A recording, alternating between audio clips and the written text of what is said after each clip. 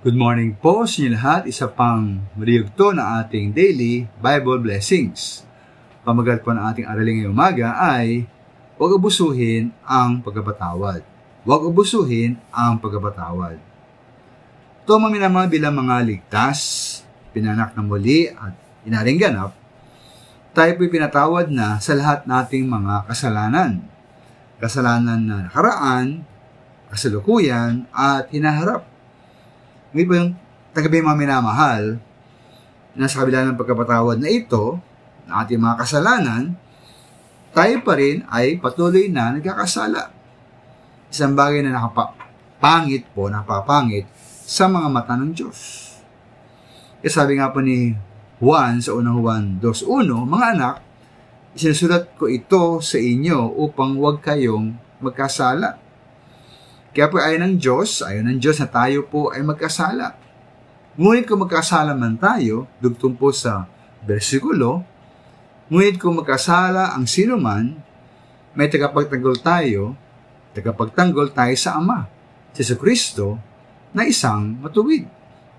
Si mga minamahal naroon ating Panginoong Yesus sa langit na maapela na patawarin tayo sa ating mga kasalanan dahil sa kanyang sakripisyo para sa atin.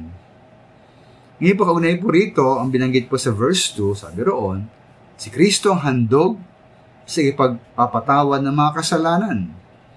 Hindi lamang ating mga kasalanan, kundi maging mga kasalanan ng lahat ng tao. Kaya po epektibo ang pag-aapela ng ating Panginoon Yesus para sa atin na tayo patawarin sa ating mga nagawang kasalanan dahil, ayon sa verse 2, ating Panginoon Yesus ang nagsilbing handog sa ikapagpapatawad na ating mga kasalanan.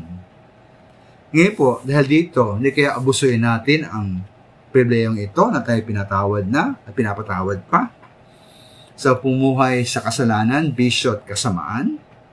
Hindi kaya ito magiging lisensya na tayo po'y mamuhay sa kasalanan. Hindi dapat maminamahal dahil ayon sa verse 3, nakatiyak tayong nikilala natin ang Diyos kung sinusunod natin ang kanyang mga utos. Sige mga minamahal, kung talagang meron tayong kaugnayan sa Diyos bilang kanyang anak at ito ay binagong Kristiyano, ikita po dapat sa atin hindi ang pumuhay sa kasalanan. Sa halip po dapat bilang mga tunay na ligtas, ang pumuhay na may pagsunod sa utos ng Diyos at makita po sa atin. Kapag ang tunay na ligtas ay namumuhay ayon po sa kalooban ng Diyos. Maraming salamat.